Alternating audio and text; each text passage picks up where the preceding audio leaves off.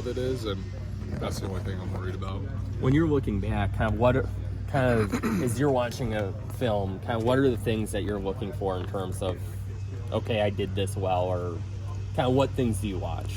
Yeah, I think like whether it's practice or a game, you're kind of evaluating the same things, whether that's, footwork, timing, decision, location. I mean, that's kind of the majority of, what comes into, the evaluation process for a quarterback. I mean, also like situational awareness, can be a thing. And I mean, there's a lot of different ways to evaluate, but for the most part, we're still being evaluated in a run game too, like whether it's, footwork, fake, and then, there's all kinds of stuff that, we work on besides just throwing the football. So, we get grades, and then, but also, as a quarterback, you're just doing everything you can to put the team in the best position to win. And, that's what at the end of the day, that's what we're most worried about.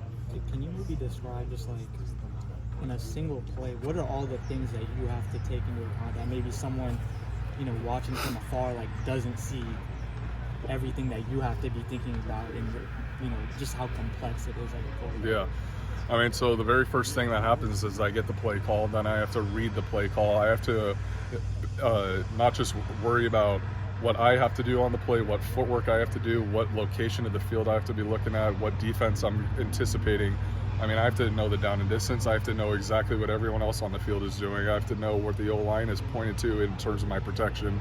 If it's a run play, I have to know where the rotations of the safety are, where, are we in the right run play? But if it's a pass play, the protection, and then that's all before we've even motioned. I mean, then it's motion, then it's post, and then all at the same time, there's a clock coming, there's a clock, there's down and distance, there's overall play clock.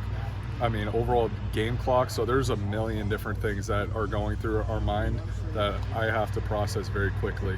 And that's a part of playing quarterback. And, it takes reps, it takes time, and it takes experience to be able to get a good grasp of all those things. And the Lester offense is obviously extremely complicated, NFL offense. So how have you seen that progress, I guess, even with losses? Like, where are you seeing progression, and how? You knew it was going to be a complex journey, right? Yeah.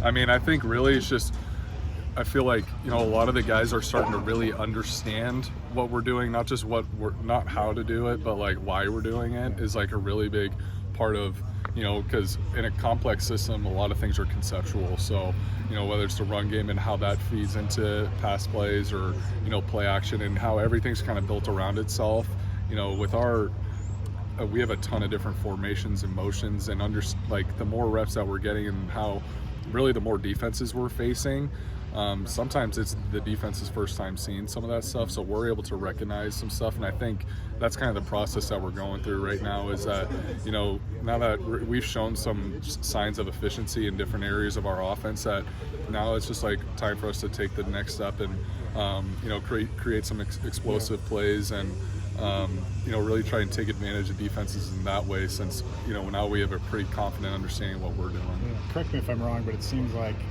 Vanderzee, for example, against Minnesota, he made that kind of contested catch up on the left. This game, he had several catches. Bowie, you threw a nice timing pass to him, didn't get the first down, but it seemed like those are the types of things you're missing earlier in the year. Is that kind of a correct read on the timing?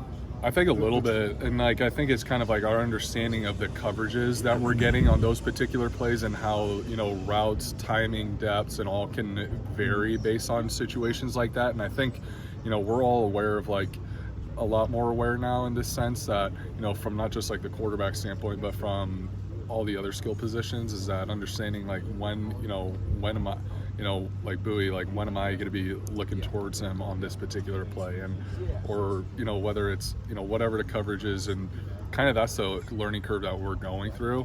And I think as reps and different defenses show itself, that's where we're seeing some growth.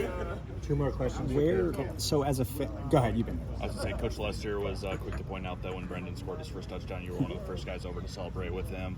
How do you develop that kind of teammate mentality with a guy where you guys are competing for the one spot on the field that you can both fill? Yeah, I think, I don't know if it's, we were competing a lot in camp, but now it's more about, now it's about scoring points. So whatever happens, whether the coach, the coaches think that it's best for him to be in like on the red zone like that, for example. At the end of the day, like, I was still out there for the entire drive. So like when I'm out there, it's my job to move the offense all the way down the field. And then, once we get down there, if they want to help, with the run game or to put Solely in for different situations, that's the coach's decision. But at the end of the day, all I care about is winning. When you have obviously fans, if it's a win, we're up here. If it's a loss, we're down here. But as players, you want, I'm assuming you want to keep growing this way, despite if a loss brings you here. Basically, what do you see as your responsibility as a quarterback and the leader, as keeping your team on that upward growth mindset, that growth track? And what are some examples of things you do, say, to younger guys to keep them on that mindset? Yeah, I mean, I think it's not even just younger guys. I mean, it's about kind of like the whole team perspective and I think Coach Ferentz does a really good job of that, but I also think that's a job for the captains and for the other leaders on this team is, we have to consistently be getting better. And for us to, to let outcomes determine our mindset, to determine, our approach, we're not going to be getting better, because then we're choosing not to get better a certain day and we're letting the outcome determine, whether we get better or not. That shouldn't be the case. We should be continuously trying to get better, because that's the only way that, we're going to see success.